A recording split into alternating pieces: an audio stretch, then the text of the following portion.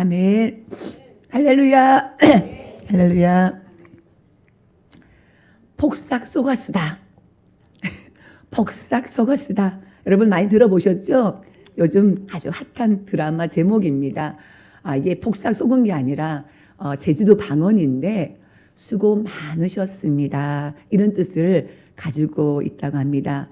최선을 다한 사람들에게 최고의 위로와 격려의 말이라고 하네요. 폭삭 속았수다. 여러분, 이 전쟁과 같은 삶 속에서 한 주간도 얼마나 참 고생이 많으셨습니까? 그 산불, 안동의 그 산불 현장에 우리 김각현 권사님이 계셨어요. 그리고 거기서 함께 이제 불을 끄고 힘쓰셨는데 다행히 우리 서현석 목사님 거기 가정도 그렇고 우리 김각현 권사님 가정도 다행히 별 피해는 없다고 합니다. 우리 김각현 권사님이 보낸 문자가 그렇습니다. 6.25 난리는 난리도 아니라고 이렇게 문자를 보내셨다더라고요. 이렇게 최악의 산불로 인해서 많은 사람들이 일상을 잃어버리고 또 집을 잃고 재산을 잃고 가족을 잃고 참 고통 중에 있는 것을 생각하니까 정말 너무 마음이 아픕니다. 또 왜 이렇게 또 탄핵 결정이 힘든지 탄핵을 기다리는 사람들의 가슴도 이 산불 못지않게 타들어가는 것 같습니다. 또 그 나쁜 소식 미얀마에서는 또 강진으로 인해 가지고 정말 그 아비간의 그 모습을 보니까는 정말 이게 말세구나라는 생각이 저절로 들었습니다. 그런데 여러분 생각해 보면은 이 모든 재앙은 결국 인간의 탐욕과 교만과 죄로 인해서 일어난 일이지 않습니까? 자, 우리 이럴 때일수록 더욱더 하나님 앞으로 나와서 더 겸손하게 정말 하나님 앞에서 겸손하게 엎드려 기도할 때인 줄 믿습니다. 여러분들 주님 앞으로 더 가까이 나와서 기도함으로써 이 모든 죄악을 씻고 또 이 모든 일을 주님 앞에 간구하는 저와 여러분 우리 평화교회가 되기를 원합니다.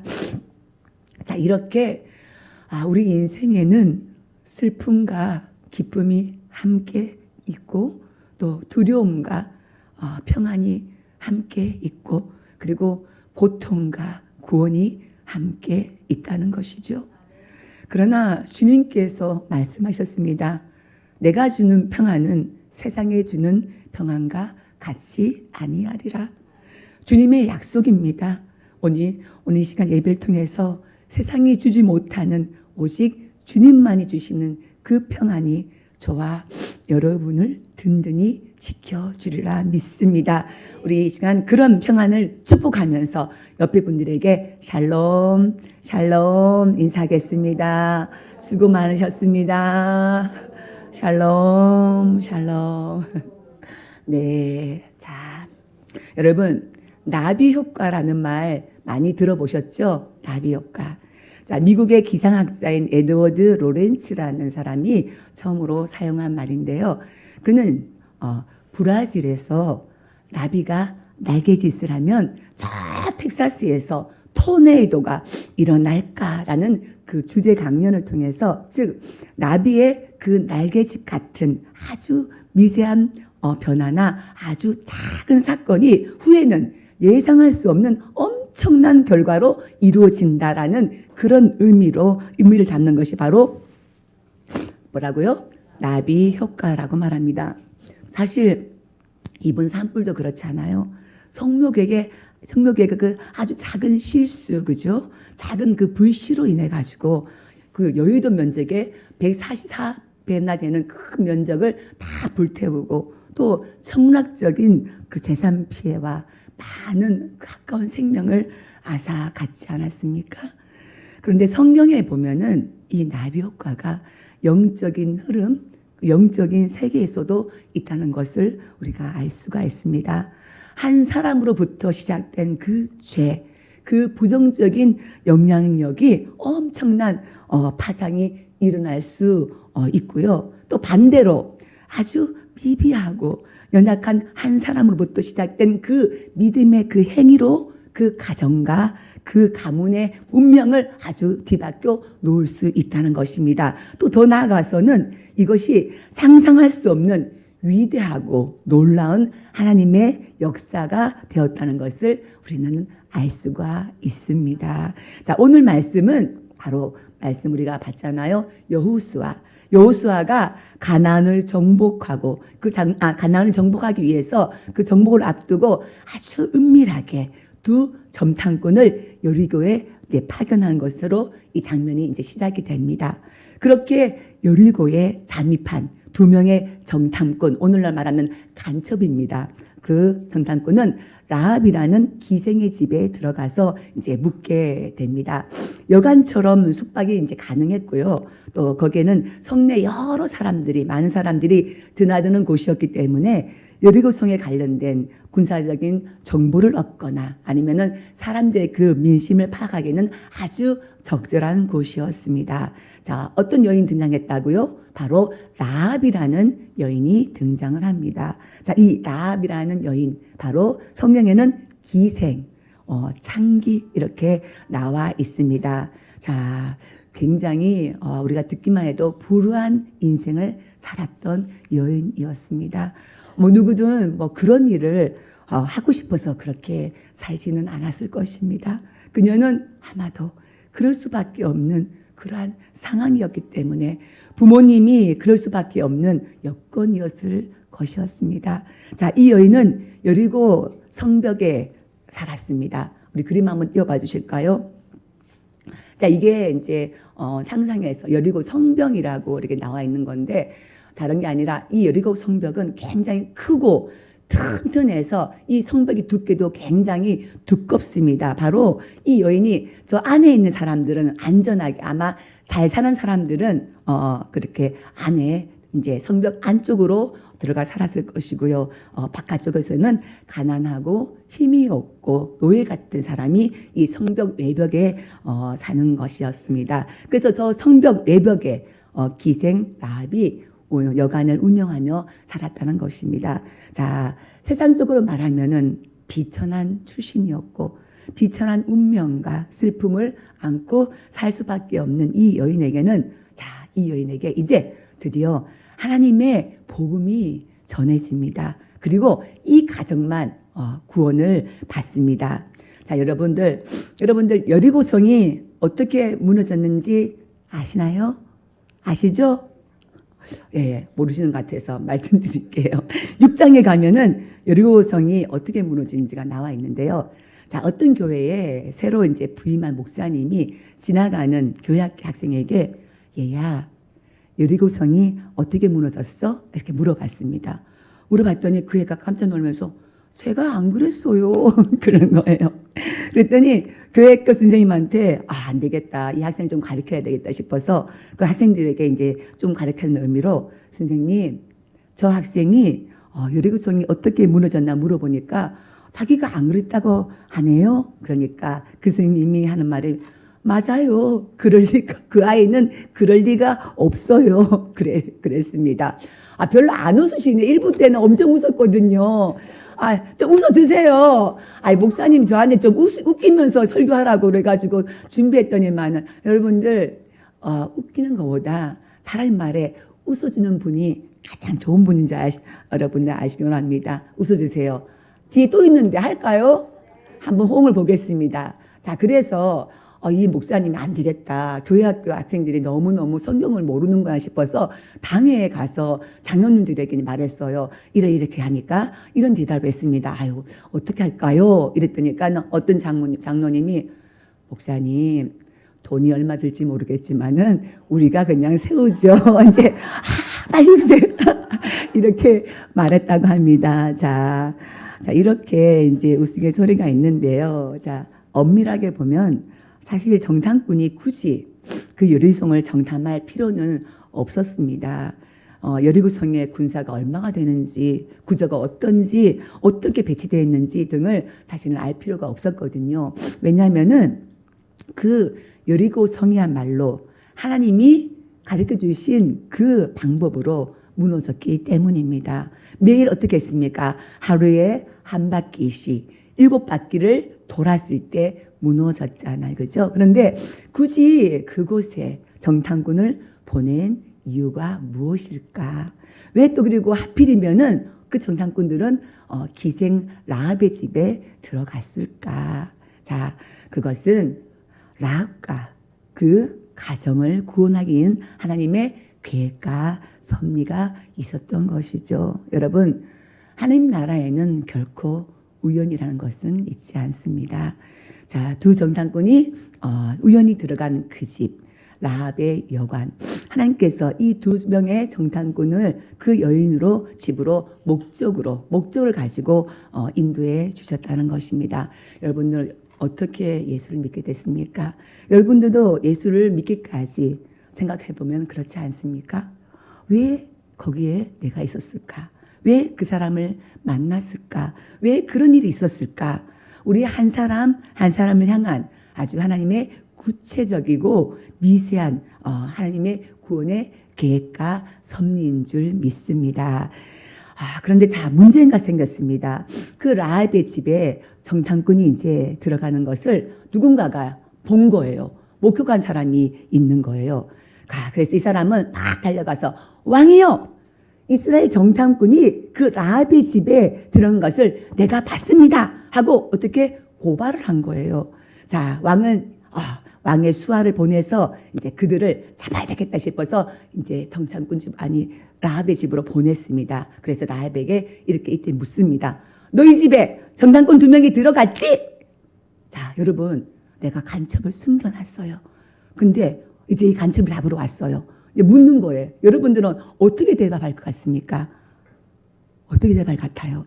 만약에 여기서 거짓말이 들통이 나면 라합뿐만 아니라 그 가정과 모든 가문이 아주 몰살이 되고 마는 그런 지경입니다.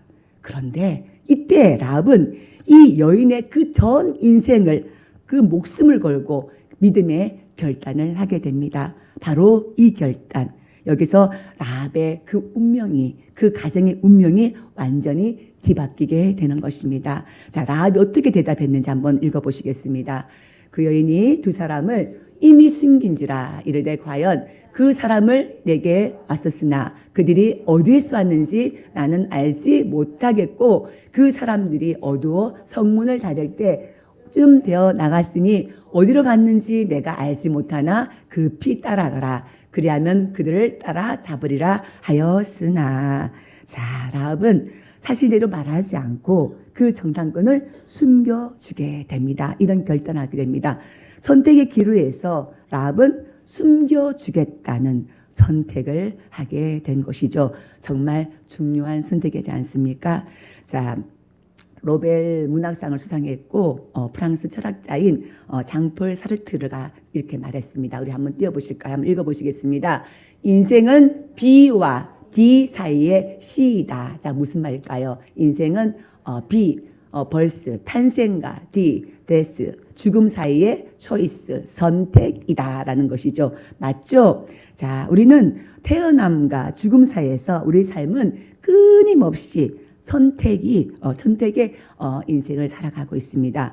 그 선택의 결과가 바로 우리의 인생이고 우리의 역사가 되는 것입니다. 여러분 한번 생각해 보십시오. 우리의 인생이 얼마나 많은 것들, 작은 것들부터 시작해서 큰 것까지 얼마나 많은 선택을 하고 살아가고 있습니까? 아마 여러분도 오늘 아침에 일어나서 교회 오기까지도 여러 가지 선택을 하고 여기까지 왔을 거라는 생각이 듭니다. 아주 작은 것부터. 자, 저도 오늘 까만 옷을 입을까? 하얀 옷을 입을까? 지난주에 까만 거 입었으니까 오늘은 하얀 거 입어야지. 이런 선택을 하면서 여기까지 왔습니다. 자, 그러면 여러분은 무엇을 기준으로 그렇게 선택을 하시는지 모르겠습니다. 내 유익을 위해서, 내 기쁨을 위해서, 내 만족만을 위해서. 자, 그런데 라합의 선택은 그렇지 않았습니다. 라합은 엄청난 그 위험을 무릅쓰고 이렇게 선택을 한 것입니다. 자, 그런데 분명히 이 선택을 한 동기가 있습니다. 한번 읽어보실까요? 믿음으로 기생 라합은 정탐꾼을 평안히 영접하였으므로 순종하지 아니한 자와 함께 멸망하지 아니하였도다. 자, 여기 나와 있습니다. 라합의 선택 이유는 뭐라고요? 뭐라고요? 믿음으로. 뭐라고요? 믿음으로 라합은 그 선택을 했다는 것입니다. 자, 여러분, 믿음은 선택입니다. 믿음은 믿기로 내가 선택하는 겁니다. 자, 우리는 생각해 보시오. 보지 못해서 믿지 못하는 것이 아니라 믿지 못해서 보지 못하는 것입니다. 이런 영적인 원리, 영적인 순서를 여러분들 기억해 주시길 바랍니다. 우리가 믿음을 먼저 선택하면 그 믿음의 상으로 하나님께서는 우리가 믿는 것을 보게 하시고 경험하게 하시고 얻게 하신다는 것입니다. 여러분, 우리는 이 눈앞에 있는 그 벌레의 눈으로 선택을 하다 보면 내 인생은 결코 그 벌레의 인생밖에 되지 않을 것입니다. 우리의 인생이 더 찬란하고 더 영광스럽기 위해서는 저 하늘 나는 새의 눈으로 믿음의 큰 안목으로 믿음의 선택을 하시기를 주님으로 축원합니다. 자, 그런데 참 이상하잖아요. 어떻게 이 이방 여인에게 이런 믿음이 있을 수 있을까요? 이 라합은 이스라엘 백성이 아니잖아요. 그리고 이스라엘 사람들을 만난 적이 없습니다. 그리고 율법도 배운 적이 없습니다. 자, 그렇다면 어떻게 하나님을 알았을까? 어떻게 하나님을 믿었을까? 우리 말씀을 한번 읽어보시겠습니다. 이는 너희가 애굽에서 나올 때에 여호와께서 너희 앞에서 홍해 물을 마르게 하시니라. 너희가 요단 저쪽에 있는 아모리 사람의 두 왕 시온과 혼에게 행한 일, 곧 그들을 전멸시킨 일을 우리가 어떻게 들었습니다. 라합은 들었어요. 어떻게 들었을까? 풍문으로, 소문으로 막 들려오는 소리로 들었다는 것입니다. 이렇게 라합은 말씀을 들어서 하나님을 알았다고 합니다. 말씀을 들어서 믿게 되었다고 합니다. 어떻게 보면 믿음은 들음에서 나고 들음은 하나님의 말씀이라. 저 대제국 애굽 나라에 하나님이라는 신이 나타나서 노예로 살던 그 자들을 구원시켰다는 거예요. 애굽에서 나올 때에 10가지 재앙으로 바로의 왕을 무찌르고 홍해 바다를 갈라서 나오게 하셨는데 자기들 이스라엘 백성이 나오니까는 다시 애굽 군인들이 들어갔을 때는 다시 물로 덮어서 무찔렀다는 것입니다. 그리고 강야에서 그 백성들이 굶어 죽지 않도록 하늘에서 만나 메추라를 막 내려주시고 또 목마를 때에 반석에서 물이 나게 하시고 또 밤마다 낮마다 어떻게 불기둥 구름기둥으로 인도하셨다는 그 이야기, 그 하나님의 이야기를 듣고 이 라합은 믿음이 생겼다는 것입니다. 자, 그런데 그 중에서도 아마도 이 여인의 마음에 두려웠던 말이 있을 것입니다. 그 하나님은 고아와 가부와 나그네와 노예를 사랑하신다는 거지요.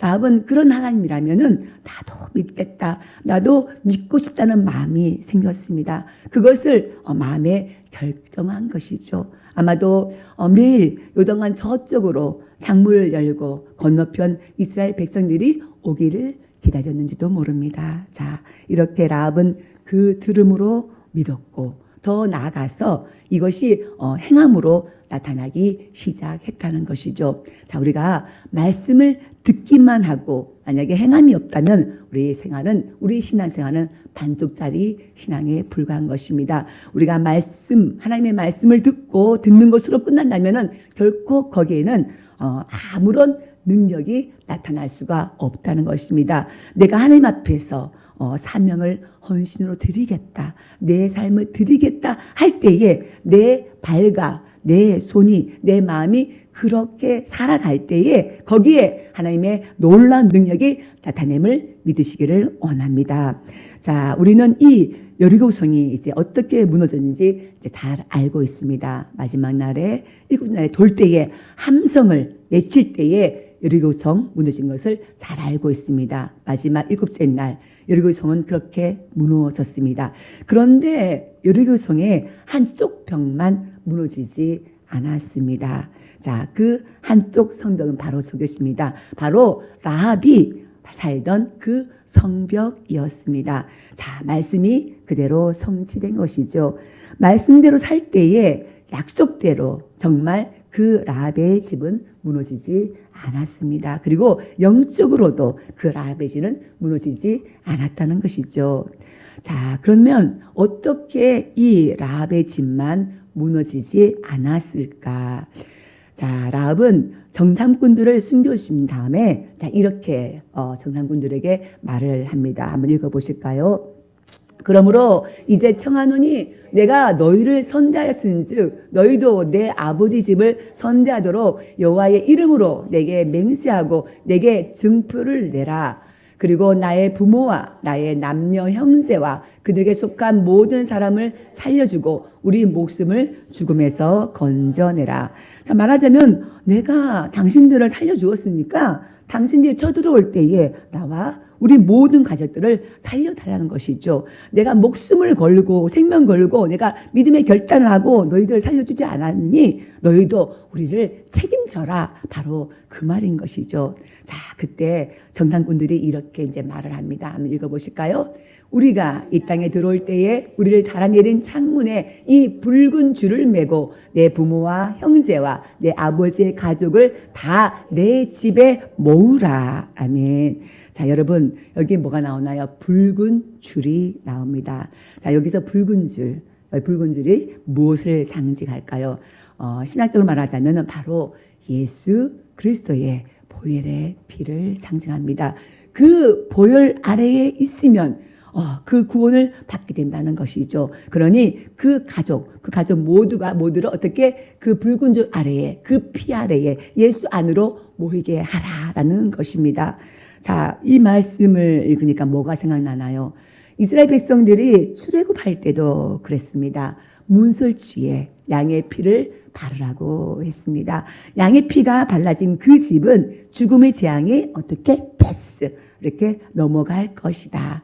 이방일지라도 애굽인일지라도 양의 피가 발라진 집은 구원이 있고 이스라엘 백성이라도 양의 피가 발라지지 않은 집은 죽음이었습니다. 자, 문설주에 발랐던 그 피, 또 라합의 창틀에 매달렸던 그 붉은 줄, 그리고 예수님께서 그 흘리신 보혈이 다 똑같이 우리를 구원하기 위한 그 보혈을 상징하는 것이죠.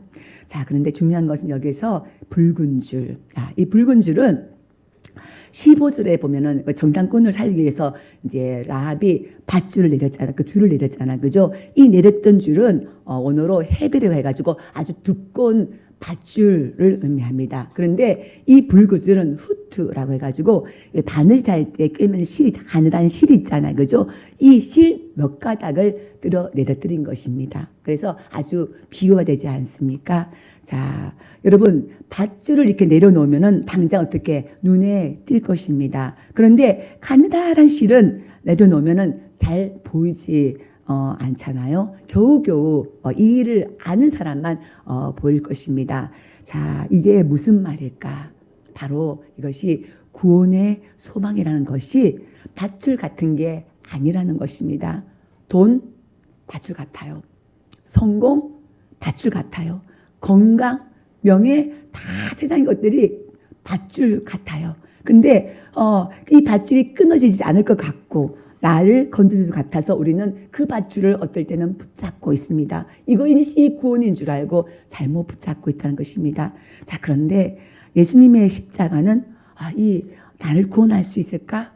별거 아닌 것 같은데 이 붉은 실, 가느다란 이 실, 내가 저것을 잡으면 끊어질 텐데 구원받을 수 있을까라는 이런 생각하지 않습니까?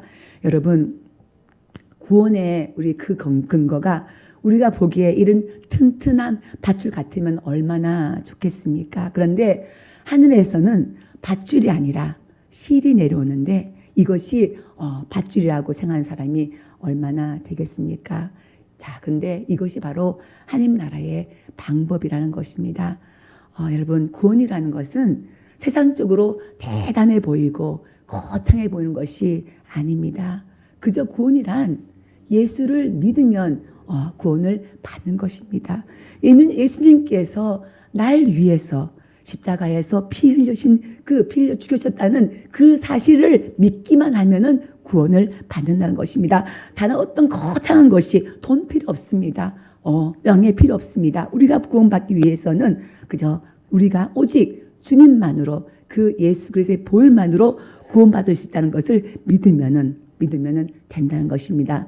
세상 사람들이 보기에는 별것 아닌 같은 것지만 그러나 그것이 바로 우리가 구원을 받을 수 있는 확실한 붉은 줄인 줄을 믿으시기를 원합니다. 자, 그래서 사도 바울도 고린도전서에서 이렇게 말하고 있습니다. 십자가의 도가 멸망한 자들에게는 미련한 것이요 구원을 받는 우리에게는 어떻게 하나님의 능력이라는 것입니다. 자, 오늘 여호수아에서 만난 이 라합이라는 이 여인, 정말 천하디 천한 불쌍하게 불쌍한 이 여인, 이 세상에서는 아무것도 가진 것 없는 아무 백도 없는 이 여인이 구원받은 그 근거가 바로 이것이었습니다. 바로 붉은 그 줄이었다는 것입니다. 그리고 이 라합의 집, 그 붉은 줄 아래에 모여있던 그 부모, 형제, 그녀에게 속한 모든 친척들은 이스라엘 진영 쪽에서 이스라엘과 함께 있었습니다. 다 여리고성이 무너졌지만은 그 붉은 줄 아래에 있던 자들, 예수 그리스도의 그 보혈 아래 있었던 자들은 다 살았습니다. 이 라합 한 사람으로 말미암아서 그 가정과 그 운명이 완전히 다 바뀌었다는 것입니다. 자, 여호와는 구원이시다라는 이 믿음을 같이 공유하고 또 같이 소망을 품고 마음을 같이 하는 사람이 모여서 모두가 함께 이 구원의 기쁨을 누리게 됐다는 것입니다. 이것뿐인가요? 이후에 라합은 이스라엘 족속 살몬이라는 사람과 이제 딴 결혼을 하게 됩니다. 자, 살몬이라는 이 살몬의 이름의 뜻은 뭔가 하면은 덮어주다 그리고 갚아주다라는 뜻을 가지고 있습니다. 그 여인의 그 수치스러운 얼룩진 그녀의 인생을 덮어주고 또 대신 값을 치른 그 사랑을 통해서 라합의 삶은 그 수치에서 영광으로 바뀌게 됩니다. 이렇게 우리 주님께서 우리 인생과 우리 삶 가운데서 이러한 일들을 행하시고 보여주신다는 것입니다. 자, 그리고 이 라합과 살몬에서 태어난 사람이 누굴까요? 우리 한번 마태복음 1장 예수 그리스도의 계보를 한번 보시겠습니다. 한번 읽어보실까요?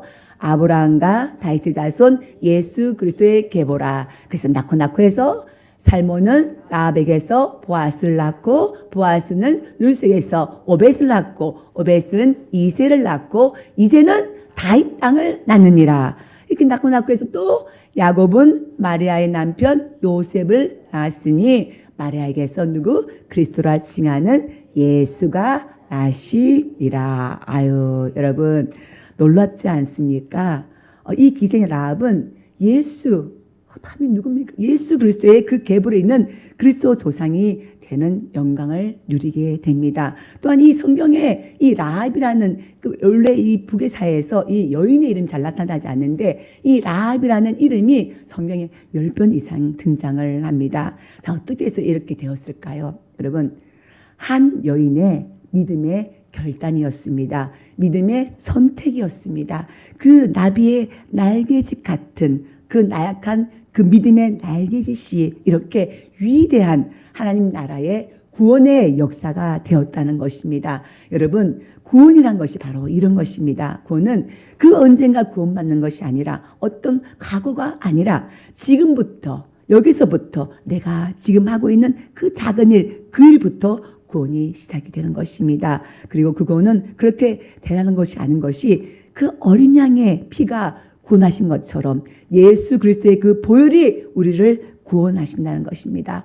아주 연약한 줄 같지만은 그 붉은 실이 우리를 구원하는 가장 확실한 하나님의 방법이라는 것입니다. 그리고 구원은 나 혼자 받는 것이 아니라 이 믿음을 공유하며 모여 세워지는 우리의 가정, 이 공동체 하나님의 사람들이 함께 받고 누린다는 것을 여러분들 기억하시기를 원합니다.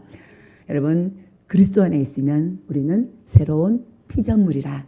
이전 것은 지나갔으니 보라, 새 것이 되었도다. 아멘. 여러분, 믿음만 있다면 오늘 지금 그 믿음으로 출발했다면 여러분들 낙심하지 마십시오. 포기하지 마십시오. 구원은 끈질긴 그 기다림을 우리에게 요구하고 있습니다.